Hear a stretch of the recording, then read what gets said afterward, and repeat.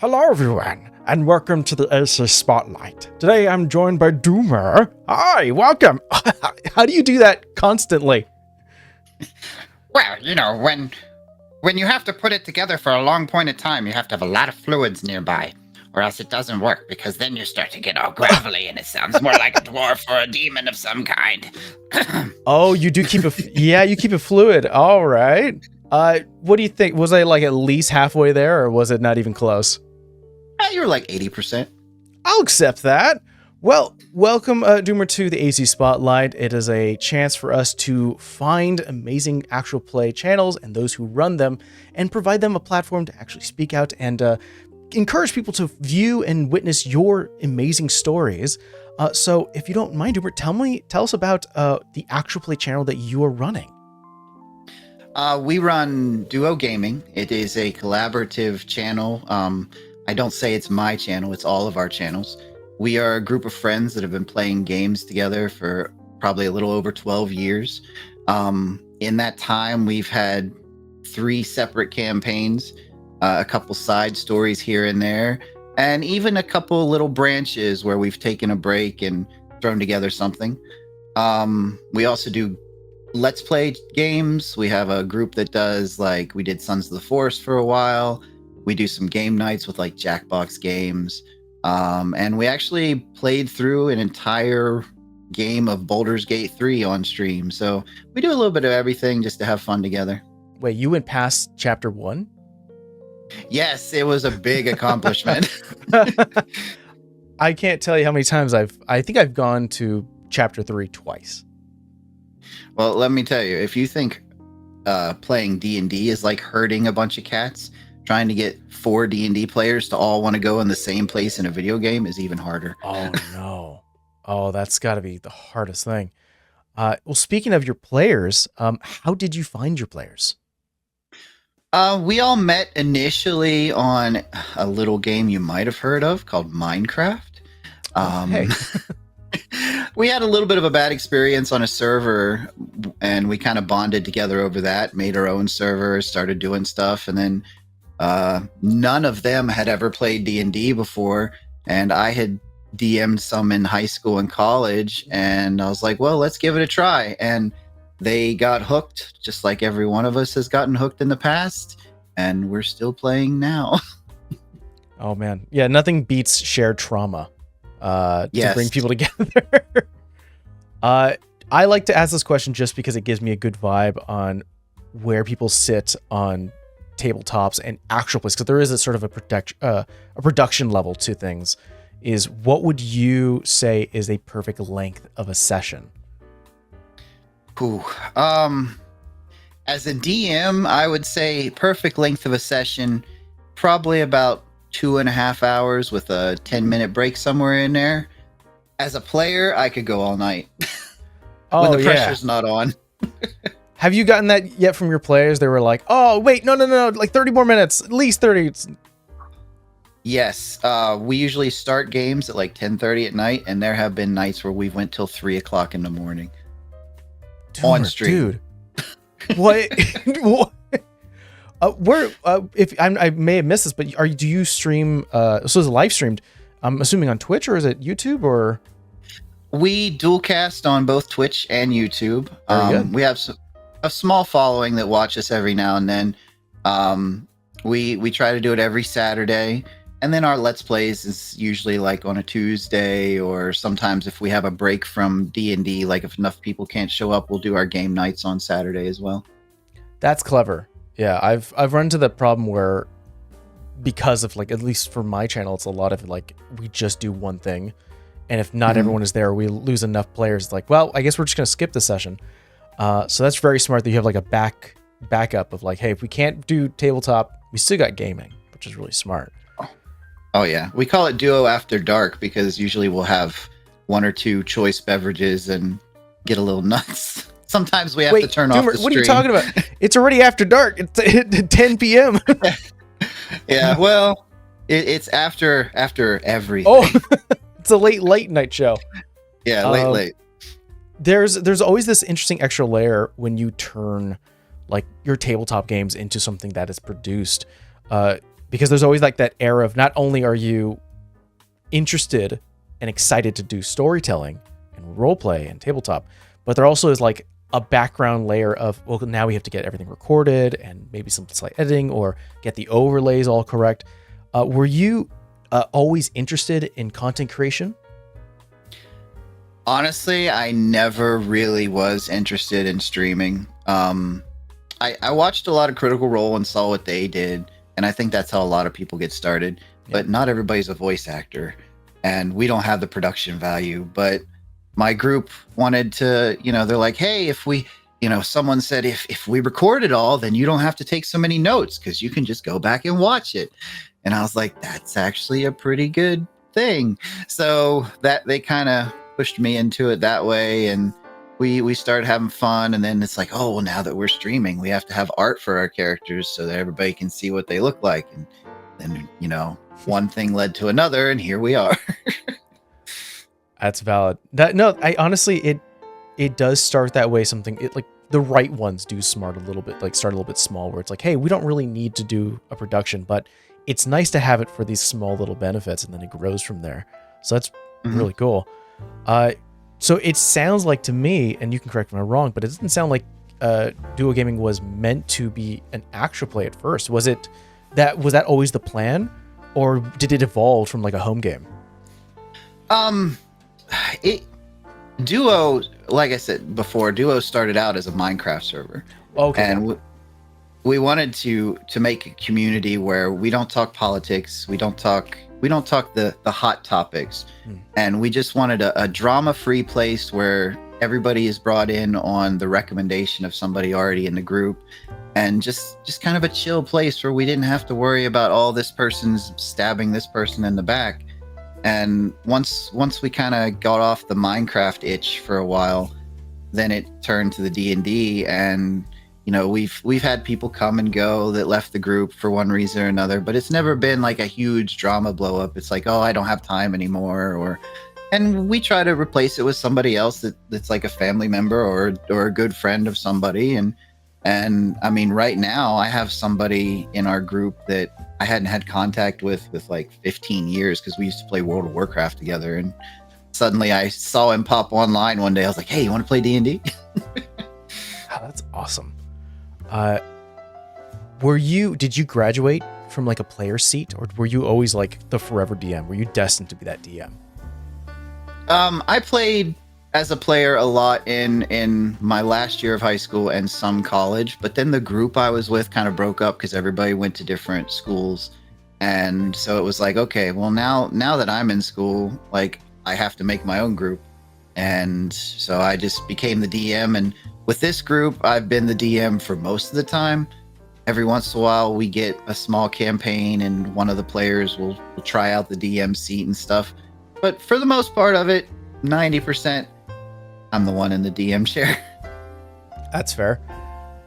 What do you think is the hardest thing about running an actual play? Oh, in my opinion, the hardest thing about running a game is always going to be trying to keep everybody's attention, because each of your players has a different thing that excites them, whether it be the ones that like combat, or the ones that like intrigue, or the ones that just enjoy silly off-the-wall RP. Always trying to check in with each player and make sure they're engaged and that they're listening and that they're having a good time above all else is really the biggest difficulty for me. I can come up with stories all day, but if the players ain't having it, then it's not a game. Yeah, I think it's kind of scary in that front too, because when you've kind of graduated your game from just being kind of like an at-home thing, where you can there it's not acceptable, but there definitely is moments where you can like tap someone and be like, hey, off your phone, or you can kind of redirect their attention, and it's not really interrupting too much. There's this extra kind of fear, and I'm not sure if you've kind of had the same thought, where when you're doing an actual play, like either your voice is being recorded or you are on camera, and it comes to a point where you're like, I hope no one in the camera is like, no one is seen pulling up their phone and just going like this, production wise, Yeah, it's like, oh, now you're bored, and now I got to figure out why you're bored, so I can get you back into it. Yeah.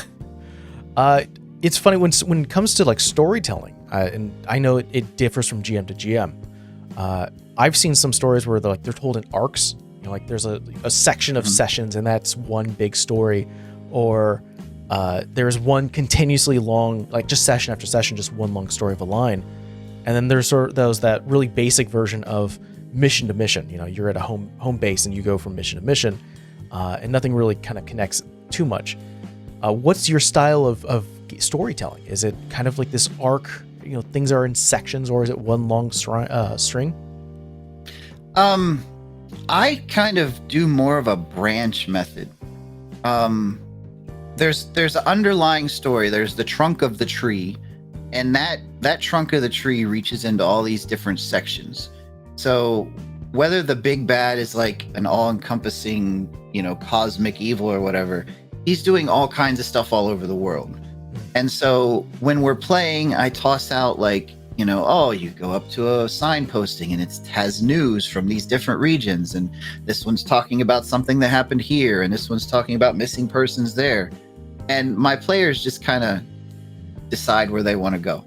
And wherever they're going, that's where the story is going. And if they decide halfway down that path that they're going to branch off and check out the other one, it's all connected to that big bad in some way.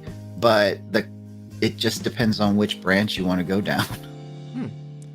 When I like asking this question because it has a wide variety of answers, and as when you're starting a new game, and you're building a world, at least enough of it, and now you're ready to introduce players. What is the process to get players involved? Is it do you build their backstories along with the creation of your world, or what is your method to get players involved and have their characters live in the world? Well, for us, it's a little bit easier because we've been playing in the same homebrew world for years. Actually, that's a good point. You probably have a lot of knowledge of I know how things are moving. It's easy to pull people in.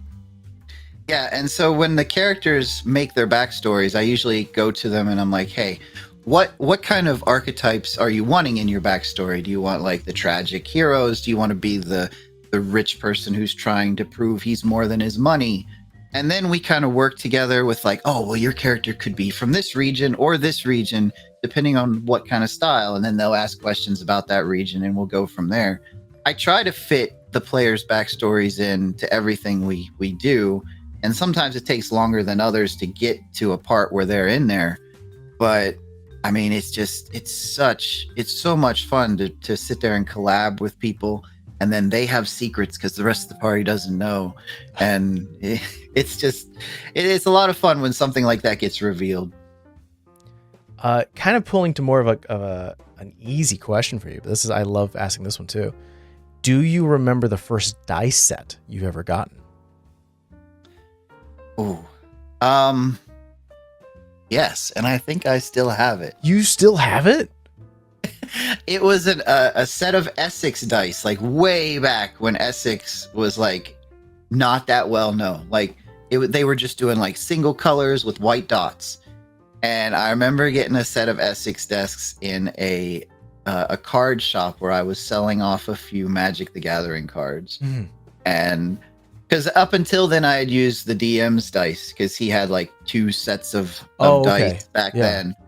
And I was like, I really want my own so we don't have to be passing around the table all the time. And yeah, I think I still have it. I think it's just a regular set of green dice with a white background because I was playing a ranger at the time. I'm kind of in the same vein. I do that where if the funds allow it, if I know I'm going to be playing a new character, I do try to get dice that match the theme or kind of feel of the character I'm playing. Do you sit in that same camp of like, all right, new player, I'm playing a druid. They're water-based. I need blue dye. Yes, 100%. And if I can find something that has like little magic runes on it or something, and I've seen ones that glow these days. Oh yes, dice budget is bad. Yeah, it's as bad as eating out, Yes. Could you walk me? We're sort of back to sort of DuWo gaming. What is the process to produce it? Do you sit down and like let's walk through like TTRPGs. Do you schedule everything out? OBS is set and then you just stream out, or is there like a lot of dancing behind it? I'm basically a one-man show. I have an editor who's my fiance, but when it comes to streaming up, like I get the characters in the Discord so I can check the sound levels. Then I open up OBS, make sure everything's running properly, make sure all the overlays haven't frozen up, because that's always a problem. And then we make sure our stream information is set up.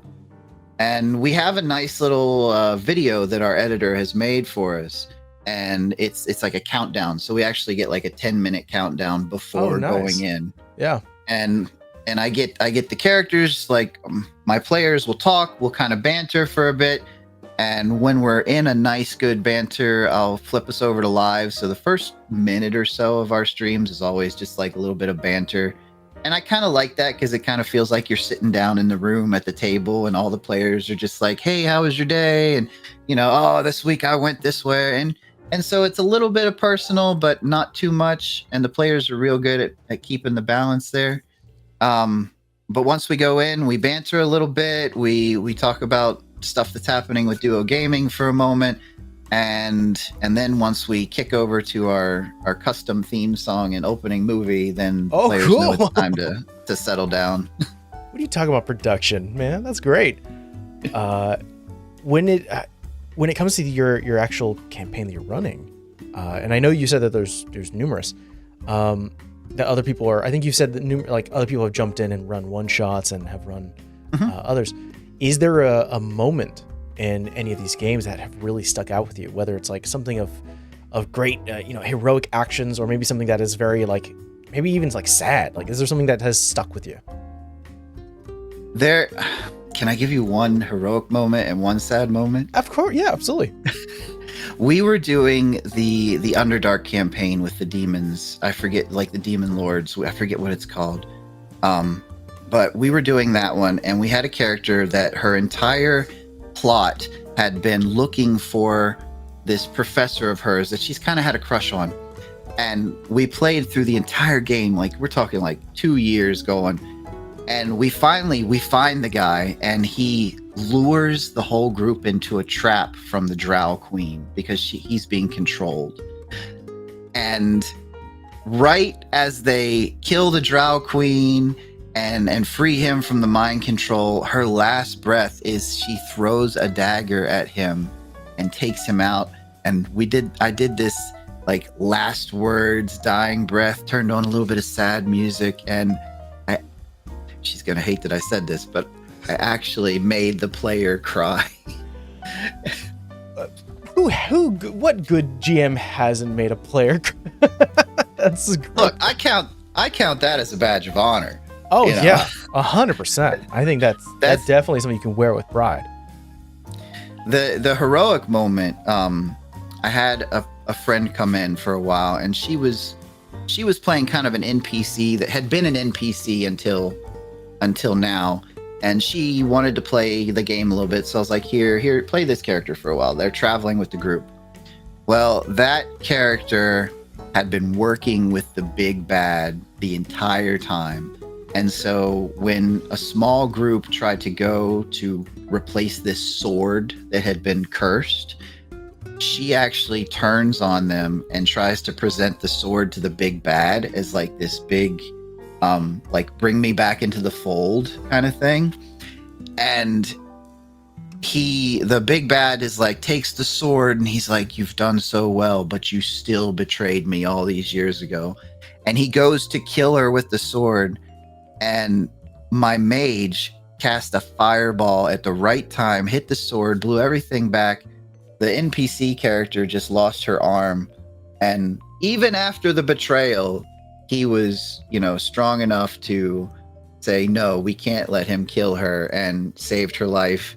And they took her out of there, and they kind of reformed her, and she traveled with the party for some more time. Heck yeah. That's great storytelling, especially if it could have been easy for you as the GM to be like, all right, fireball went off, she was included in the blast, NPC, regardless of whatever the stats would have been, dead. It would have been very easy to be like, and now she's gone. But I think that was a really good story choice to be like, and she's still alive. Hurt. Very hurt, but she's still alive. That leads a lot, because I think there's a lot of, I have run into those moments where like some GMs are like, all right, by the books they're done. They're done. Or actions equal consequence always. It's always nice to have GMs who are like, all right, I understand. I could tell by the vibe of the room, everyone's loving this person. Maybe I don't kill them right out, but definitely consequences. I think there always is like, negative stuff should have a consequence. Oh yeah. When it comes to your table, is there a rule that is written in stone? I mean, all rules are optional and just really guidelines. The rule of cool is basically where we're at. I mean, there's always going to be consequences, and I guess the only rule I really follow is there is death. Like, we have had characters die, so there's always consequences. But really, the only rule that we have in stone is just everybody has to have fun. There is no game without the fun aspect. If I'm telling a story and nobody's vibing with it, or if a player's just being annoying just to be annoying and nobody's having fun, then there's nothing to it. There's no reason to continue at that point if everybody's miserable. No, that's 100% fair. My cheeky little answer is always no eating during game time. Yeah. Okay. That one's in stone too. That's a cheeky one though. That's not the real stream. One. Yeah, especially on stream. It's like no one wants to hear you smack. All right, let's just move beyond. You're right. Well, thank you so much, Doomer, for joining me and for sharing your adventures with not only myself but also the entire internet. Could you remind us once again where people can find you? We are found on Twitch at DuWo Gaming, and also DuWo Gaming on YouTube. We also have a TikTok and a Twitter, which we an X we haven't used very much lately, but yeah, all the normals: Twitch, YouTube, X, and TikTok. Wonderful. Well, thanks again for hanging out, and we'll see you guys next time. Bye. Bye.